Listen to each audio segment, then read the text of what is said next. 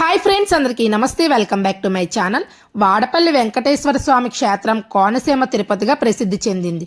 ఈ క్షేత్రం స్థల పురాణం ప్రకారం 1000 సంవత్సరాలకు పైగా చరిత్ర కలిగిన ఈ ఆలయంలో స్వామివారు స్వయంభూగా వెలిశారు. వాడపల్లిలో కొలువైన వెంకటేశ్వర స్వామి స్వయంభూగా తనంతట తానే వెలిశారని ఇక్కడ స్థల పురాణం. ఈ ఆలయాన్ని సుమారు 1759లో పెనుపోతు గజేంద్రుడు అనే భక్తుడిచే నిర్మింపబడింది. ఈ క్షేత్రం దక్షిణ తిరుపతిగా ప్రసిద్ధి చెందింది. ఈ ఆలయంలో స్వామివారు చక్కదారు విగ్రహ రూపంలో స్వయంభూగా కొలువై ఉండడం ఇక్కడ విశేషం. ఈ విగ్రహాన్ని నారద మహర్షి ప్రతిష్ఠించారని ఇక్కడ స్థల పురాణం చెప్తుంది. ఇక్కడ స్వామివారు 7 శనివారాలు దర్శించుకొని 7 ప్రదర్శనలు చేస్తే కష్టాలు తొలగిపోతాయని, కోరిన కోరికలు నెరవేరుతాయని ఇక్కడ భక్తుల విశ్వాసం. నా వీడియో కనుక మీకు నచ్చినట్లయితే నా channel like, share, subscribe. Thank you for watching.